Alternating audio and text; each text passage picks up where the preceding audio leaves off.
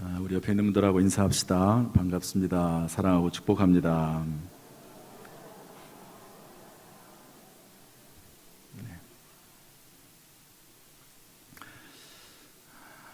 오늘 거룩한 주일에 하나님께서 우리들을 불러주신 줄로 믿습니다.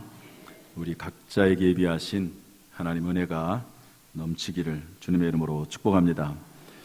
오늘은 성경 66권의 핵심이라고 하는 제목을 가지고 같이 말씀을 나누기를 원합니다. 한번 따라서 할까요? 성경 66권의 핵심. 성경은 여러분 다 성경을 가지고 계시죠? 성경은 전부 66권으로 되어 있습니다. 구약은 39권, 신약은 27권입니다.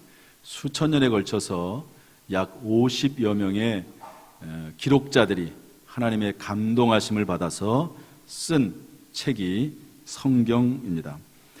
이 성경은요, 구약이 39권인데 그 39권을 다시 929장으로 나눠놨습니다. 찾기 쉽고 보기 쉽게 한 거죠. 그리고 그 929장은 다시 23,214구절로 나눠져 있습니다. 신약은 27권인데요. 이것은 다시 260장으로 나눠져 있고 이 260장은 다시 7,959절로 되어 있습니다. 따라서 성경은 신약 27권, 구약 39권에서 66권이고 그리고 신약 260장, 구약 929장에서 전부 1189장입니다. 또한 구약 23,214절, 신약 7,959절을 합해서 전부 31,173절로 되어 있습니다. 성경은요, 상당히 방대한 그런 책이라고 볼 수가 있습니다. 그런데 이렇게 많은 장과 절을 가지고 있는 성경 중에서 딱 한 절만 뽑으라고 하면 무엇을 뽑을까? 가장 중요하고 또 그러면서도 성경의 핵심적인 내용들을 포괄할 수 있는 성경 구절 딱 하나를 뽑으라면 무엇을 뽑을 수 있을까 하는 겁니다. 제가 뽑는 것은 덜 권위스럽겠지요. 그래서 우리 교회 역사상 2000년 교회 역사상 수많은 신학자들과 또 훌륭한 목사님들이 일반적으로 제시하는 가장 중요한 성경 구절 하나는 오늘 읽었던 요한복음 3장 16절입니다. 왜냐하면 이 안에는요, 성경의 핵심적인 내용을, 아주 중요한 성경적인 핵심 내용을 담고 있습니다. 그래서 오늘 저는 이 말씀을 가지고 성경에서 말하고 있는 가장 중요한 메시지가 뭔가 하는 것을 살펴보도록 하려고 합니다. 여러분들 오늘 말씀 들을 때 집중해서 들으십시오. 잘 따라오세요. 진행이 빠릅니다. 많은 내용들을 다뤄야 되기 때문에 진행이 빨라요. 부연 설명하지 않습니다. 그리고 이미 이 내용을 아시는 분들도 감사함으로 겸허히 되새김하면서 이 말씀을 듣고 또 하나님 앞에 감사하는 귀한 시간 될 수 있기를 주님의 이름으로 축복합니다. 첫 번째로 우리 요한복음 3장 16절 말씀을 다시 한번 읽어보겠습니다. 다 같이 읽어보죠. 요한복음 3장 16절 다 같이 시작. 하나님이 세상을 이처럼 사랑하사 독생자를 주셨으니 이는 저를 믿는 자마다 멸망하지 않고 영생을 얻게 하려 하심이라. 아멘. 첫 번째 나오는 내용이 뭐냐? 그것은 하나님이 계시다는 겁니다. 그리고 그 하나님이 우리를 사랑하신다는 거예요. 하나님께서 세상을 이처럼 사랑하사, 여기서 말하는 세상은 세상 모든 것이 될 수도 있긴 하지만 바로 나 자신, 우리 각자를 의미한다고 볼 수가 있습니다. 여러분, 하나님은 우리에게 하나님 자신을 밝히 보여주시는 하나님이십니다. 여러분, 우리의 자녀들이 이제 태어나면은요, 그 아이들은, 갓난 아이들은 부모가 누군지를 몰라요. 그래서 부모가 먼저 다가가서 그 부모에게 내가 아빠다, 내가 엄마다, 내가 할머니다, 할아버지다라고 얘기를 해줘야지만이 알고, 그리고 그것도 한참 듣고 나서, 그리고 나서 어느 시점이 돼야지만이 엄마를 엄마라고 부르고 아빠를 아빠라고 부를 수 있습니다. 그러지 않고서는요, 아빠가 누군지 엄마가 누군지를 몰라요. 만약에 갓 태어난 아이를 다른 집으로 데리고 가가지고 기르면은요, 진짜 엄마가 누군지를 모릅니다. 그럴 수밖에 없어요. 그래서 하나님도 우리가 하나님을 스스로 찾아서 하나님에게 나갈 수가 없습니다. 그래서 하나님이 스스로를 보여주시는 거예요. 그것을 뭐라고 말하냐면 계시라고 합니다. 계시. 성경의 말씀은 하나님께서 스스로 인류 역사 속에 개입하셔서 그 속에서 한 나라를 택하시고 그 나라 가운데서 함께 동거하면서 하나님이 어떤 분이신지를 보여준 말씀이 성경이라고 볼 수가 있습니다. 여러분, 그 속에 나타나 있는 하나님은 어떤 하나님이신가 하는 것이죠. 첫 번째로 하나님은 창조주 하나님이십니다. 우리 창세기 1장 1절 말씀 같이 읽겠습니다. 시작. 태초에 하나님이 천지를 창조하신지라. 히브리서 3장 4절도 마저 읽겠습니다. 다 같이 시작. 집마다 지은이가 있으니 만물을 지으신 이는 하나님이시라. 절 보시죠. 여러분, 하나님은 온 우주 만물을 창조하신 창조주 하나님이신데요, 그 창조주 하나님이 우리를 사랑하신다는 거예요. 여러분, 저를 한번 보시길 바랍니다. 여기에 이 강대상에 수많은 물건들이 있습니다. 마이크도 있고요, 강단도 있고요, 그 다음에 물컵도 있습니다. 그리고 여기 보면은요, 이런 종도 있어요. 이 종이 뭐냐? 조는 사람들 깨우라고 있습니다. 그런데 여러분, 여기 있는 것들 중에서 단 하나라도 그냥 우연하게 수십 년, 수백 년, 수천 년, 수만 년이 지나면 자동적으로 만들어질 수 있는 것들이 뭐가 있습니까? 하나도 없습니다. 여러분, 이 종이 수억 년이 지나고 나면 그냥 이 종이 만들어질까요? 진화론이 말하는 것처럼? 그렇지 않습니다. 여러분, 이 종이 시간이 지나면 지날수록 이 종은 점점 종의 형체가 사라지고 없어지고 말 겁니다.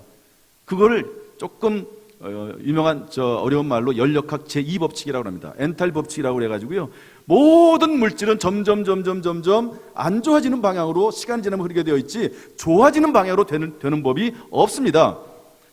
진화론은 그렇게 말을 하고 있어요. 그러나 성경은 분명히 말하기를 집마다 지은이가 있으니 만물을 지으신 이는 하나님이시라. 이렇듯 모든 물건들이 다 지은 존재가 있듯이 온 우주 만물, 그리고 최초의 인간을 만든 것은 바로 하나님이라고 성경이 알려주시는 겁니다. 이것을 계시라고 말합니다. 여러분, 하나님은 창조주이시고 그 하나님이 저와 여러분을 사랑하신다는 사실을 성경 말씀을 통해서 깨닫고 확인하고 믿음 가운데 거할 수 있기를 주님의 이름으로 축복합니다. 두 번째, 하나님은 어떤 분이신가? 전능하신 분이십니다. 욥기서 42장 2절 말씀 같이 한번 읽어보겠습니다. 다 같이 시작. 주께서는 못하실 일이 없사오며 무슨 계획이든지 못 이루실 것이 없는 줄 아오니. 여러분, 하나님은요, 못하시는 것이 없으세요. 모르시는 것이 없다고 성경은 우리에게 알려주고 있습니다. 그 하나님이 저와 여러분을 사랑하신다고 오늘 말씀에서 알려주고 계십니다. 또한 세 번째로, 하나님은 유일하신 분이십니다. 우리 신명기 4장 39절 말씀 읽어보겠습니다. 시작. 그런즉 너는 오늘 위로 하늘에나 아래로 땅에 오직 여호와는 하나님이시요 다른 신이 없는 줄을 알아 명심하고. 고린도전서 8장 5절 말씀도 마저 읽겠습니다. 시작. 비록 하늘에나 땅에나 신이라 불리는 자가 있어 많은 신과 많은 주가 있으나. 여러분, 성경은요 분명히 말합니다. 다른 신은 없다. 하나님 외에 다른 신은 없다. 단지 신이라고 불리는 존재가 있을 뿐이지 다른 신은 없다고 말합니다. 여러분, 우리가 신으로 섬기고 있는 것들이 뭐가 있습니까? 옛날에는 일월 성신 다 신으로 섬겼어요. 여러분, 일본에는요 수만 개의 신들이 있는데요, 심지어 동물 하나도 신이고요, 그리고 집안 물건 하나도 신으로 섬기고 경배합니다. 여러분, 그런 것들은 신이 될 수가 없어요. 하나님이 만든 피조물이고 그리고 사람이 만든 그런 물건들일 뿐이지 신이 될 수가 없다는 겁니다. 그리고 또 마찬가지예요. 사람도 신이라고 합니다. 이단자들이 이단의 교주를 신이라고 얘기를 해요. 여러분, 그리고 다른 종교에서도 사람을 신이라고 섬기는 것 뿐이지, 신이라고 불리는 것 뿐이지, 유일한 신은 하나님 한 분밖에 없다고 성경은 우리에게 말씀을 해주고 있습니다. 여러분, 유일하신 그분이 저와 여러분을 사랑하신다고 오늘 우리에게 알려주고 있는 사실을 믿으시기를 주님의 이름으로 축복합니다. 이런 하나님이 우리를 사랑하시고 공의로 우리를 통치하십니다. 예레미야 9장 24절 말씀 같이 읽어보겠습니다. 시작. 자랑하는 자는 이것으로 자랑할지니 곧 명철하여 나를 아는 것과 나 여호와는 사랑과 정의와 공의를 땅에 행하는 자인 줄 깨닫는 것이라. 나는 이 일을 기뻐하노라. 여호와의 말씀이니라. 이런 하나님께서 이 땅을 사랑과 공의로 통치하신다고 성경은 말씀하고 계십니다. 하나님이 안 계신 것 같지만 하나님은 지금도 이 세상을 통치하시고 인류 역사를 주관하신다고 분명히 말씀하고 계십니다. 그 하나님이 저와 여러분을 사랑하시는 줄로 믿습니다. 두 번째로 우리 성경 말씀을 다시 한번 읽어보겠습니다. 16절 다시 읽어보죠. 시작. 하나님이 세상을 이처럼 사랑하사 독생자를 주셨으니 이는 그를 믿는 자마다 멸망하지 않고 영생을 얻게 하려 하심이라. 두 번째로요, 하나님이 우리를 사랑하시는데 그 사랑의 표현이 뭐냐? 하나님의 외아들 독생자 예수 그리스도를 이 땅에 보내주신 것입니다. 요한일서 4장 9절 말씀 한번 읽어보겠습니다. 요한일서 4장 9절 시작. 하나님의 사랑이 우리에게 이렇게 나타난 바 되었으니 하나님이 자기의 독생자를 세상에 보내심은 그로 말미암아 우리를 살리려 하심이라. 하나님께서는요, 우리를 사랑하셔서 우리를 살리기 위해서, 구원하기 위해서 하나님의 독생자 예수 그리스도를 보내셨다고 성경은 우리에게 알려주고 있습니다. 저기 뒤에 보면은요, 십자가가 3개가 있습니다. 가운데는 예수님께서 우리의 죄를 대신해서 죽으신 십자가를 의미합니다. 양쪽의 두 십자가는 예수님과 함께 못 박혀 죽은 강도의 십자가입니다. 여러분, 예수님이 십자가에 달려 돌아가실 때 양쪽에 두 강도가 있었는데요, 한쪽 강도는 그 마지막 순간에 주는 그리스도라고, 주는 죄가 없으시다고 그렇게 외치면서 예수님을 주님으로 영접을 했습니다. 그때 예수님께서 뭐라고 말씀하시냐면 오늘 네가 나의 낙원에 나와 함께 있으리라, 이렇게 말씀해 주고 있습니다. 그러나 한편 강도는 그 죽음의 그 자리에서까지 하나님을 부인하고 예수님을 부인하고 욕하고 결국에는 지옥으로 떨어지게 된 것입니다. 여러분, 예수 그리스도, 그분은 이 땅에 하나님께서 우리를 사랑해 주신 하나님의 아들이십니다. 할렐루야. 이 내용을 가장 잘 설명하고 있는 것이 이사야서 53장 5절 6절 말씀인데요, 우리 한번 읽어보도록 하겠습니다. 다 같이 시작.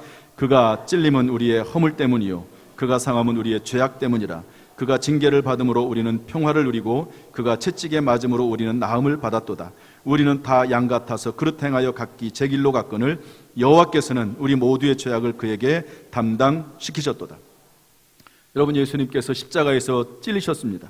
상하셨습니다. 징계를 받으시고 평화를 채찍에 맞으셨습니다. 그 이유는 우리의 죄와 허물을 용서하시고 우리에게 평화를 주시고 우리의 질병으로부터 해방시키기 위한 하나님의 계획과 섭리요 하나님의 은혜인 줄로 믿습니다. 저를 보시지요. 여기 책이 한 권이 있습니다.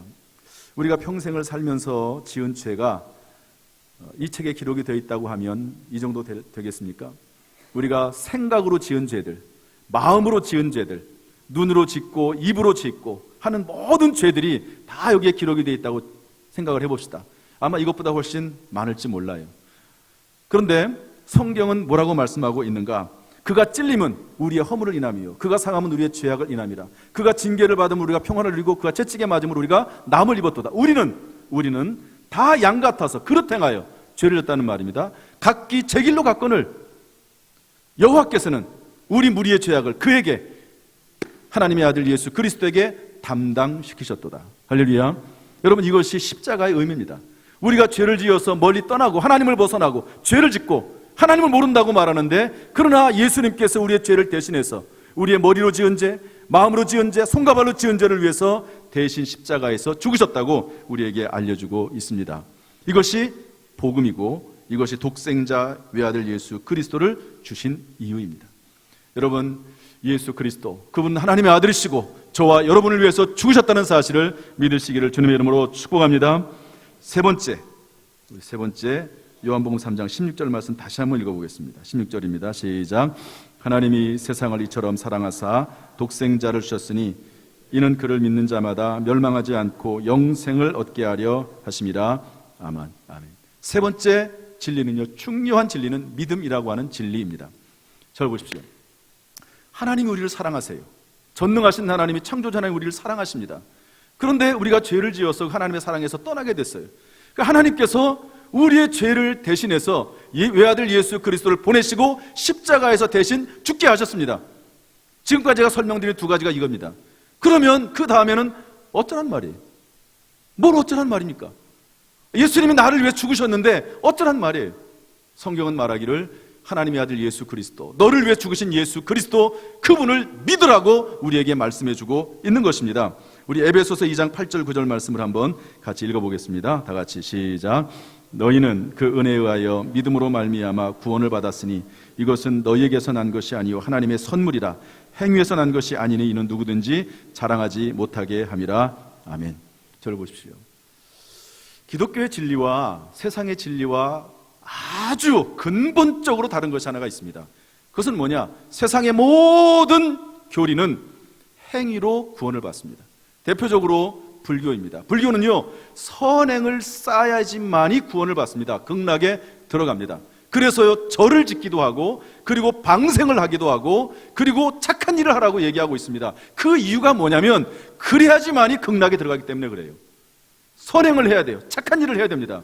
그러나 근본적으로 기독교는, 성경은 다르게 말하고 있습니다. 너희가 하나님의 은혜로 말미암아 믿음으로 구원을 받는다. 따라서 합시다. 믿음으로 말미암아 구원을 받았으니.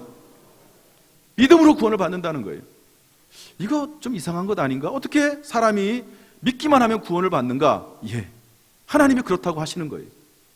저는 이 방법이 가장 공평한 하나님의 뜻이고 섭리요 계획이라고 저는 생각을 합니다. 왜냐하면요, 가장 공평해요.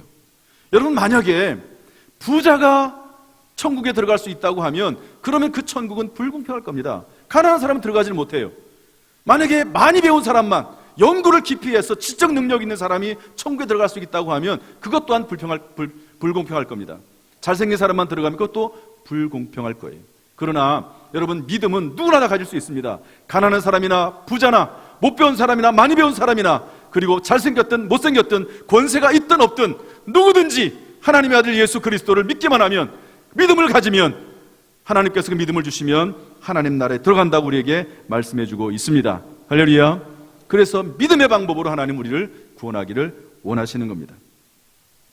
그리고 믿음을 통해서 하나님 우리에게 영생을 주시는데요, 우리 16절 말씀 다 같이 한번 읽어보겠습니다. 다시 한번 읽어보겠습니다. 마지막 네 번째입니다. 시작.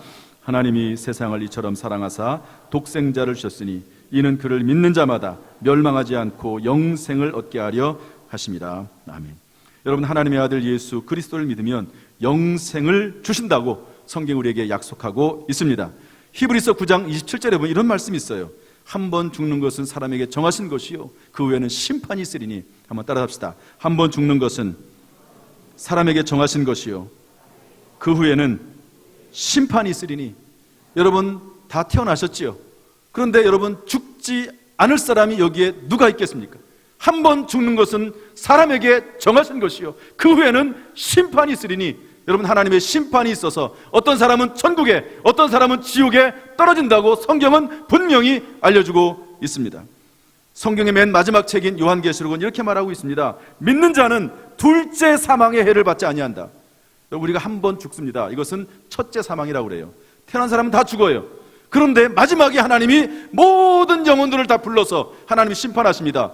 그래서 예수 그리스도를 믿고 하나님의 자녀가 된 사람은 천국으로, 그렇지 않은 사람은 지옥불에 떨어뜨리게 하신다고 성경은, 하나님은 우리에게 말씀해주고 있습니다. 여러분, 그리스도 예수 안에서 영생이 있는 줄로 믿습니다.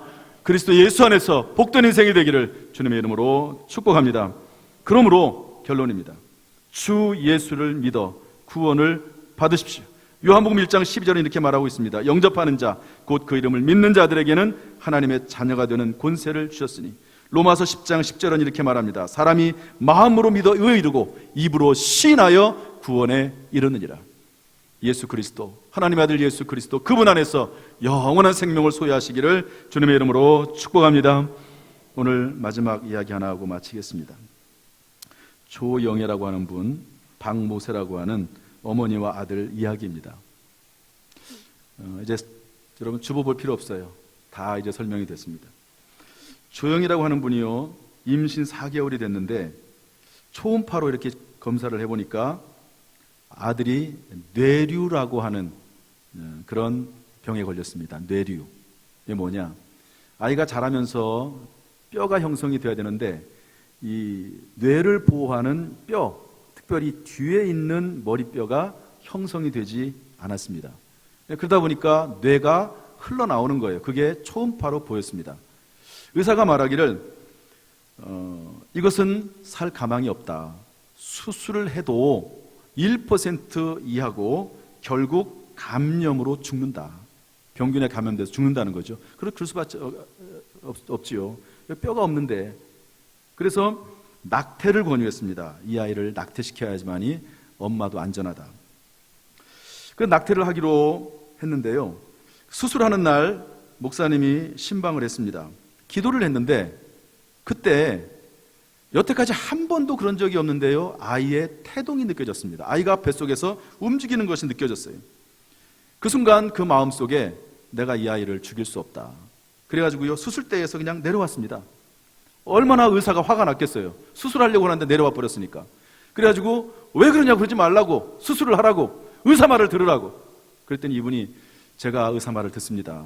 당연히 들어야 되죠. 그런데 이번만큼은 하나님 말씀에 내가 순종하고 싶습니다. 그래서 그냥 내려왔어요. 수술하려다가. 그러고 나서 얼마 후에 제왕절개를 통해서 그 아이가 태어났습니다. 3일째 되는 날 수술을 했습니다. 대뇌에, 내가 막 나와 있으니까 대뇌의 70%를 잘라내고 소뇌의 90%를 잘라냈습니다. 의사가 말합니다. 이 아이는 앞으로 듣지도 못하고 말하지도 못하고 그리고 걷지도 못할 것이다. 그대로 됐습니다. 살을 고비 죽을 고비를 몇 번을 넘겼어요. 그러나 온 가족이 그 아이를 위해서 기도하고 또 기도하고 또 기도했습니다. 그런데 이 아이가 근근히 생명을 이어나갔습니다. 그리고 나서 5살이 되던 해 이 아이가 처음으로 입을 열었습니다. 처음으로 한 말은 엄마라고 하는 말이고요. 그리고 나서 무슨 말을 했냐면 사도신경을 이 아이가 입으로 말을 했습니다. 워낙 사도신경을 하고 주기도문을 하고 기도하고, 그러니까 그게 아마 이 아이의 없는 뇌에도 그게 주입이 된 것 같아요. 사도신경을 했습니다. 그리고 나서 계속 기도하고 또 예배드리고 뇌 수술을 4번 하고 다리 수술을 2번 했습니다. 그리고 MRI를 어느 날 촬영을 했어요. 그런데 그것을 촬영한 의사 선생님이 깜짝 놀라게 됐습니다. 왜냐하면 여러분, 뇌를 아까 70% 또 소뇌를 90% 잘라냈다고 그랬는데 그 아이의 머릿속에 뇌가 채워진 거예요. 없었던 뇌가 생긴 것입니다. 의사가 깜짝 놀라죠. 그 이후로 이 아이가 듣기도 하고 외우기도 하고 말하게 됐습니다. 노래를 했는데요, 대학에 들어가서 성악을 전공하고 공부를 했습니다. 2013년 평창 동계 스페셜 올림픽에서 애국가를 불렀습니다. 미국의 초청을 받아서 전도 집회를 하기도 하고 간증을 하기도 하면서 하나님 앞에 영광을 돌리는 그런 사람이 됐습니다. 여러분, 이 동영상을 제가 하나 준비를 했는데 한 4분, 5분 되는 동영상입니다. 한번 들어보면서 제가 이것을 여러분들에게 보여주는 이유는 하나님이 살아계시고 지금도 하나님을 찾는 자들에게 일하시는 분이시다 하는 것을 여러분들이 기억했으면 좋겠다는 마음으로 이 동영상을 보여드립니다. 한번 들어주시길 바랍니다.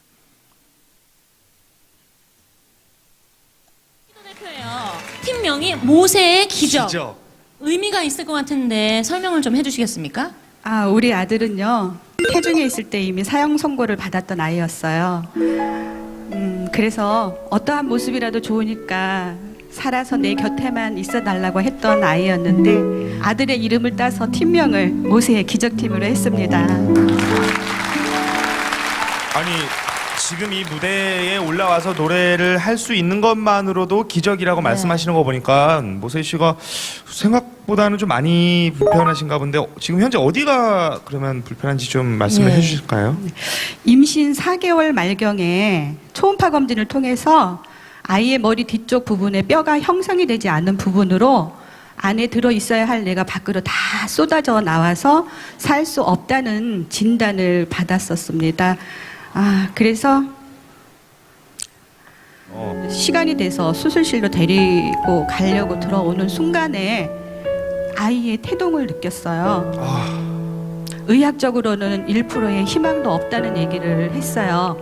그래서 저희 남편이 그러면 이 아이가 수술을 해서 산다고 하면은 그것은 의학이 한 일이 아니라 신이 하실 일이겠네요 라고 하니까 맞다고 얘기를 해서 그럼 우리는 기도할 테니까 선생님들은 최선을 다해서 수술을 해주세요 라고 해서 태어난 지 3일째 되는 날 밖으로 나온 뇌를 모두 절단하는 수술을 했어요.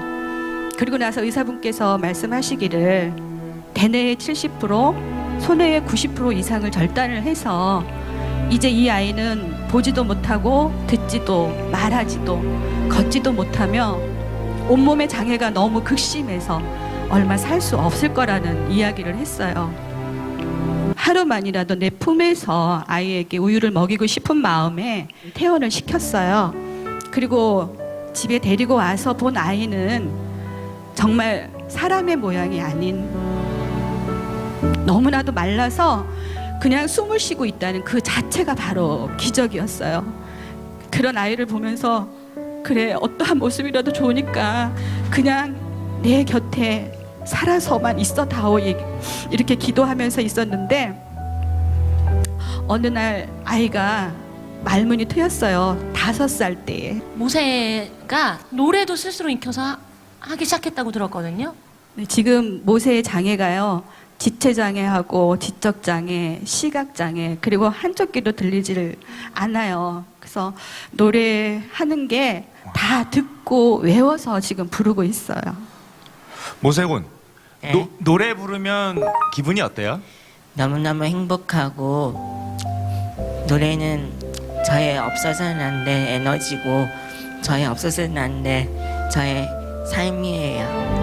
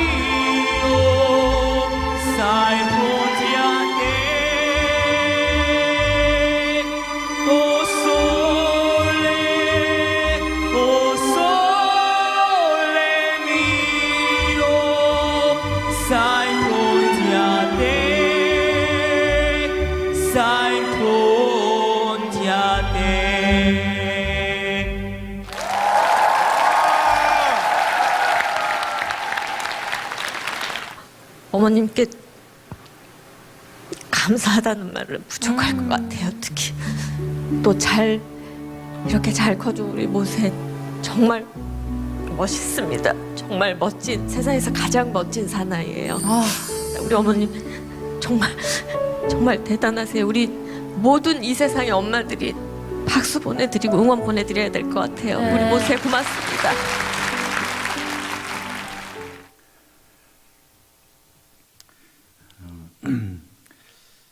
이제 저 아이가 이제 25살, 그래서 이제 곧 대학을 졸업하게 됩니다. 참 노래도 잘해요. 거의 불가능한 일이죠. 그런데 맨 마지막에 어떤 한 분이 이제 엄마 조용의 집사님, 당사자인 박모세를 극찬합니다. 참 멋있는 사나이라고. 그런데 이렇게 그 어머니와 아들이 살 수 있고 행할 수 있었던 그 뒤에는 하나님이 계십니다. 하나님이 계셨기 때문에 가능한 것이지, 하나님이 계시지 않았으면 불가능한 일입니다. 여러분, 하나님은 지금도 살아계시고 지금도 하나님을 찾는 자에게 상 주시는 하나님이심을 믿습니다. 이런 은혜가 우리 모두에게 임하기를 주님의 이름으로 축복합니다. 기도하겠습니다.